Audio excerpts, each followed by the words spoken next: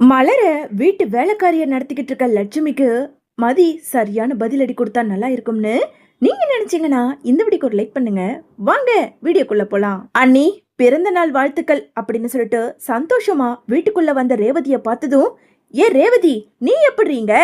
ஆமா, பசங்களையும் காணோம், மாப்பிள்ளையும் காணோம். வீட்டுல சொல்லிட்டு வந்தியா இல்லையா? அது வந்து சொல்லிட்டு தாமா வந்தேன், நீ பேசாம இரு. அண்ணி, அப்புறம் கேக்கெல்லாம் வெட்டியாச்சா? என்ன சொல்ற ரேவதி? கேக்கு வெட்டியாச்சா? எனக்கு ஒன்றும் புரியலையே. என்ன மதி, நீ இன்னும் கேக்கு வெட்டலையா?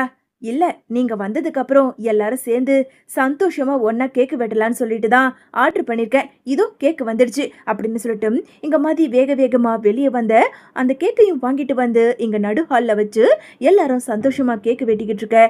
அதே நேரம் சுரேஷுமே வராரு. இதை பார்த்துக்கிட்டு இருந்த அங்க லட்சுமி இருந்துகிட்டு, இவளுக்கு என்ன வயசு சின்ன பொண்ணுன்னு நினைப்பா? இந்த வயசுல கூட பிறந்த நாளைக்கு கேக்கு ஒண்ணுதான் கேடாக்கும். ஏய் மலரு, கேக்குலாம் அப்புறம் வெட்டு, கொஞ்சம் மாமாவுக்கு போய் சுட தண்ணி வச்சு எடுத்துக்கிட்டு வா அப்படின்னு சொல்லிட்டு லட்சுமி சொல்ல, உடனே இதை பார்த்துக்கிட்டு இருந்த அங்க மதி இருந்துகிட்டு, அவங்க கேக்கு தானே வெட்ட போறாங்க, இந்த நேரத்துல கூட உங்களுக்கு சுட தண்ணி வேணுமா? ஒரு 10 நிமிஷம் உங்களால காத்துக்கிட்டு இருக்க முடியாதா? இங்க பாருமா, இவ கேக்கு வெட்டுவா, வெட்டிட்டு எல்லாரும் சந்தோஷமா அப்படி இப்படின்னு சிரிச்சுக்கிட்டு இருப்பீங்க. அது வரைக்கும் சுட தண்ணி குடிக்காம அப்படியாவ உக்காந்துக்கிட்டு இருக்காரு. பாவம், இவருக்கு வேற நெஞ்சு வலிக்கிற மாதிரி இருக்குன்னு சொல்லிக்கிட்டு இருக்காரு. ஏய் மலரு, இன்னும் என்ன பார்த்துக்கிட்டு இருக்க? சீக்கிரமா போய் சுட தண்ணி வச்சு எடுத்துக்கிட்டு வா அப்படின்னு சொல்லிட்டு இங்க லட்சுமி பேச, மலருமே வேக வேகமா போய் சுட தண்ணி வச்சு எடுத்துட்டு வந்து அங்க லட்சுமி கிட்ட கொடுத்துட்டு மறுபடியும் கேக்கு வெட்ட போறாங்க. அதே நேரம் சுரேஷோ வீட்டுக்குள்ள வந்ததும் எல்லாருமே சேர்ந்து கேக்கு வெட்ட, ஹாப்பி பர்த்டே அண்ணி அப்படின்னு சொல்லிட்டு சுரேஷ் ஒரு பக்கம் வாழ்த்துக்கள் சொல்லிக்கிட்டு இருக்க. என்னடா சுரேஷே, நீயும் இவளுங்க கூட சேர்ந்துக்கிட்டு பிறந்த நாள் கேக்கு வெட்டிட்டு இருக்கியாக்கும். இதெல்லாம் என்னடா இந்த வீட்டுல புதுசா இருக்கு? இது நாள் வரைக்கும் யாருக்கும் கேக்கு வெட்டி நாம யாரும் பார்த்தது இல்லையே. எல்லாம் உன் பொண்டாட்டி வந்ததுக்கு அப்புறம் தான் இந்த வீட்டை அப்படியே தலைகீழ மாத்தி போட்டுக்கிட்டு இருக்கா. காலையில கோவிலுக்கு போறேன்னு சொல்லி இதோ இவ இருக்காளே, அவளோட புருஷன் சுரேஷை கூப்பிட்டுக்குன்னு கோயிலுக்கு போயிட்டா. கடைசியில இவ நான் சமைக்கிறேங்கிற பேர்ல என்னத்தையோ ஒண்ணு சமைச்சு வச்சு அப்பாவுக்கு நெஞ்சு வலி வந்ததுதான் மிச்சம். ஐயோ, கொஞ்சம் பேசாம தான் இருங்களேன். அவங்களே கேக்கு வெட்டுறதுக்காக காத்துக்கிட்டு இருக்காங்க. நீங்க என்னமோ நைய நையன்னு ஏதாவது பேசிக்கிட்டு இருக்கீங்க. கொஞ்ச நேரம் அமைதியா இருங்க அப்படின்னு சொல்லிட்டு இங்க மாதிரி எடுத்து பேச, என்னது நொய்யு நொய்யுன்னு பேசிக்கிட்டு இருக்கனா? என்னம்மா நீ? உங்க வீட்டுல பெரியவங்களுக்கு எப்படி மரியாதை கொடுத்து பேசணும்னு கொஞ்சம் கூட சொல்லி வளர்க்கவே இல்லையா? இப்போ இந்த பிறந்த நாள் ஒண்ணுதான் கேடா? அதான் 2 புள்ளைய பெத்தாச்சுல, இதுக்கப்புறமும் என்ன பிறந்த நாள் ஒண்ணு? இதை முதல்ல எடுத்து போட்டுட்டு ஆகிற வேலையை பாருங்க. மாமாவுக்கு வேற பசிக்குதுன்னு சொல்லியிருந்தாரு அப்படின்னு சொல்லிட்டு இங்க லட்சுமி மேலுக்கு மேலு பேச, உடனே ராகவன் இருந்துகிட்டு, லட்சுமி, இவங்கெல்லாம் நம்மளோட உயிரை சம்மந்தப்பட்டு எதையும் யோசிக்க மாட்டாங்க. இவங்களுக்கு இவங்க சந்தோஷம் தான் முக்கியம் போல இருக்கு. பேசாம நீ அமைதியாரு, எதையாவது வெட்டி தொலையிட்டோம் அப்படின்னு ராகவன் சொல்ல, கொஞ்ச நேரத்துல அங்க எல்லாருமே சந்தோஷமா கேக்கு வெட்டிட்டு அங்க இருந்த மதி இருந்துகிட்டு, அப்புறம் நீங்க 2 பேரும் இப்போ கொஞ்ச நேரத்துல பைக்ல ரைடு போக போறீங்க, ரொம்ப சந்தோஷமா போயிட்டு வாங்க அப்படின்னு சொல்லிட்டு அங்க மதி பேச்ச ஆரம்பிக்க, இதை கேட்டதும் பாக்கியராஜுக்கு என்ன பண்றதுன்னு தெரியாம அப்படியே அதிர்ச்சியோட நின்னுக்கிட்டு இருக்காரு. என்ன, நான் பாட்டுக்குன்னு பேசிக்கிட்டு இருக்கேன், நீங்க அப்படியே அமைதியா இருக்கீங்க. அதான் கேக்கு வெட்டி செலிப்ரேட் பண்ணியாச்சுல. நீங்க மலரக்காவை கூப்பிட்டுக்கிட்டு பைக் எடுத்துக்கிட்டு கிளம்புங்க. அவங்களோட இன்னைக்கு சந்தோஷமா செலிப்ரேட் பண்ணி ஹாப்பியா இருக்கணும் தானே நீங்க 2 பேரும் பேசியிருக்கீங்க.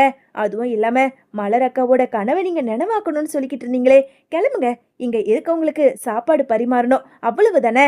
அக்கா, சாப்பாடு எல்லாமே ரெடியா இருக்குல்ல, நான் பாத்துக்கிறேன், நீங்க கிளம்புங்க அப்படின்னு சொல்லிட்டு மதி பேசிக்கிட்டு இருக்க. உடனே லட்சுமி இருந்துகிட்டு, என்னது, என்னமோ பைக்ல தனியா ரைடா?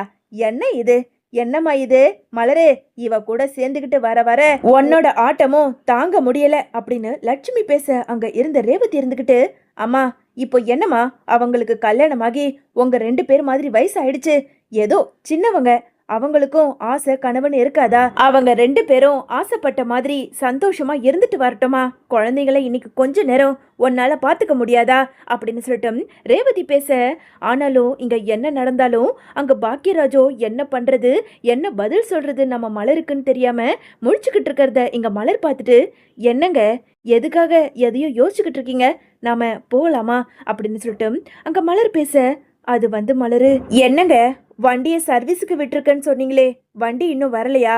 அதனாலதான் யோசிச்சுக்கிட்டு இருக்கீங்களா அப்படின்னு சொல்லிட்டு மலர் கேட்க, அது வந்து மலரு, கொஞ்ச நாளைக்கு முன்னாடி சுரேஷோட கல்யாணத்துக்கு நான் கடன் வாங்கி வச்சிருந்தேன்ல, அதுக்கு வட்டி கட்டலன்னு சொல்லி ஃபினான்ஷியர் வந்து என்னோட பைக்கை எடுத்துக்கிட்டு போயிட்டாங்க. அண்ணே, என்னென்ன சொல்றீங்க? பைக்கை வாங்கிட்டு போயிட்டாங்களா? ஆமாம்மா, எவ்வளவோ என்னால் முடிஞ்ச வரைக்கும் போராடி பார்த்தேன். ஆனால் வண்டியை கொடுக்கவே இல்லை. வட்டி கொடுத்ததுக்கு அப்புறம் வண்டியை வாங்கிக்கன்னு சொல்லி பைக்கை எடுத்துக்கிட்டு போயிட்டாங்க. என்னால் எதுவும் பேச முடியலம்மா. மலரு, நீ என்னை எதுவும் தப்பாக நினச்சிக்காத அப்படின்னு சொல்லிட்டு அங்கே பாக்கியராஜ் வருத்தப்பட்டு பேச, இதை எல்லாத்தையும் கேட்டுக்கிட்டு இருந்த ராகவன் இருந்துக்கிட்டு, பாத்தியா லட்சுமி, கடன் கட்டுறதுக்கு துப்பு இல்லை, ஆனால் பொண்டாட்டிக்கு கேக்கு வெட்டுறதுக்கு மட்டும் இங்கே எல்லாரையும் கூப்பிட்டு கூப்பாடு போட்டு சந்தோஷமா இருக்கிறதா. இதெல்லாம் ஒரு பொழப்பு பூ அப்படின்னு சொல்லிட்டு ராகவன் பேச, இதை பார்த்துக்கிட்டு இருந்த லட்சுமி இருந்துக்கிட்டு, ஏண்டா மானம் கெட்டவனே, நீ என் வயிற்றுல தானே பிறந்த? அப்படி இருக்கும்போது சுரேஷுக்கு வாங்கின கடன்ல ஒரு வட்டி 15,000 உன்னால் கட்டுறதுக்கு உனக்கு துப்பு இல்லையா? பாரு, உன் அப்பாவே உன்னை எவ்வளவு அசிங்கப்படுத்துறாரு அப்படின்னு சொல்லிட்டு அங்கே லட்சுமி பேச, உடனே இங்கே மதி இருந்துக்கிட்டு, கொஞ்சம் பேசாமல் அமைதியாக இருக்கீங்களா? பாவம், அவரே வாங்கின கடனுக்கு வட்டி கட்ட முடியலையே, வண்டியை பறி கொடுத்துட்டுமேனு கவலையில் நின்றுக்கிட்டு இருக்காரு. நீங்கள் என்னடானா வாய்க்கு வந்த மாதிரி பேசிக்கிட்டு இருக்கீங்க? அண்ணே, நீங்கள் கவலைப்படாதீங்க. எங்களோட கல்யாணத்துக்கு தானே நீங்கள் அந்த கடன் வாங்கி வட்டி கட்டாமல் இருக்கீங்க. அந்த வட்டியை நாங்கள் கட்டுறோம். ஏன், அந்த வட்டிக்கான மொத்த கடனையும் அசலையும் நாங்களே கொடுக்குறோம். இனி உங்களுக்கு எந்த தொல்லையும் கிடையாது.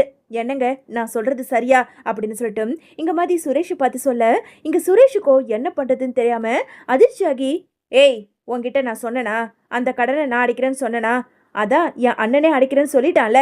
அப்படி இருக்கும்போது எதுக்காக அந்த கடன் சுமையை தூக்கி ஏன் தலையில் வைக்கிற? எனக்கு ஏற்கனவே பிரச்சனை.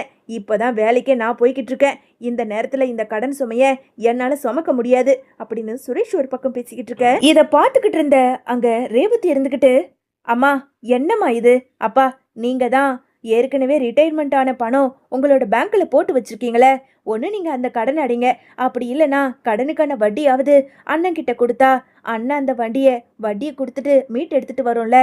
ஏன்பா, எல்லாரும் ஒரே குடும்பத்தில் இருக்கும்போது அப்படின்னு சொல்லிட்டு ரேவதி சொல்ல, ஏ ரேவதி, அப்பாவுக்கு அட்வைஸ் பண்ணுறதுக்காக தான் நீ வீட்டில் இருந்து வந்தியா? ஆமாம், மாப்பிள்ளை கிட்ட சொல்லிட்டு வந்தியா இல்லை சொல்லிட்டு வந்தேன்னு சொல்லி என்கிட்டயே போய் சொல்லிக்கிட்டு இருக்கியா? நேரமாச்சு, முதல்ல நீ கிளம்பு. பிள்ளைங்களை வேற விட்டுட்டு தனியாக வந்திருக்கா.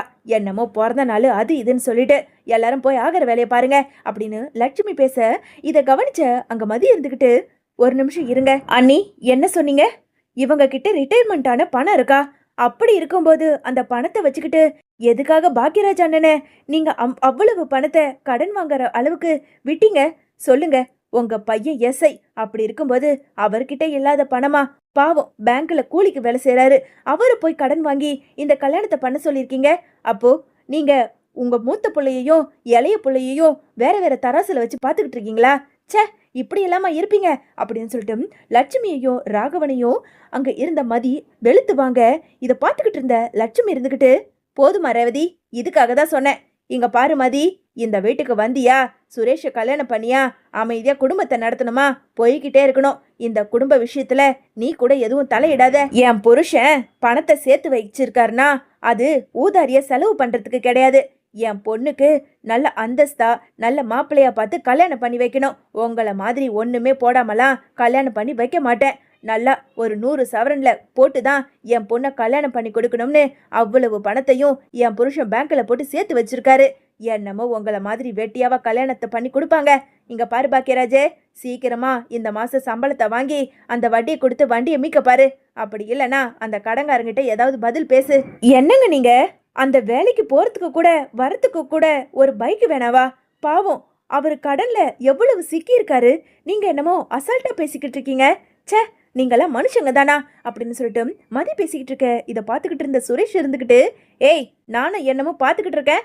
என்னமோ பணத்தை கொடுங்குற, வாங்கணுன்ற, கல்யாணத்துல அவர் தான் செலவு பண்ணாருன்ற, நீ உன் மனசுல என்ன நினைச்சுக்கிட்டு இருக்க?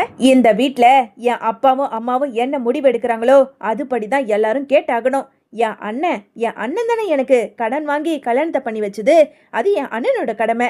அதுக்காக நீ வந்து என் அப்பாவை எதிர்த்து பேசுவியா?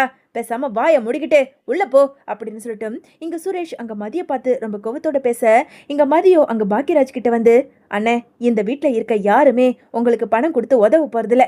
நீங்க கவலைப்படாதீங்க. எனக்கு எப்படியும் நாளைக்கு சம்பளம் வந்துடும். அந்த சம்பளத்துல ஒரு 15,000 உங்களுக்கு கொடுக்குறேன். நீங்க உங்க வண்டியை மீட் எடுத்துக்கங்க. அந்த கடனை நானும் பாதி ஏத்துக்கிறேன் அப்படின்னு சொல்லிட்டு இங்க மதி பாக்கியராஜுக்கு ரொம்ப ஆறுதலாவே பேசுறாங்க.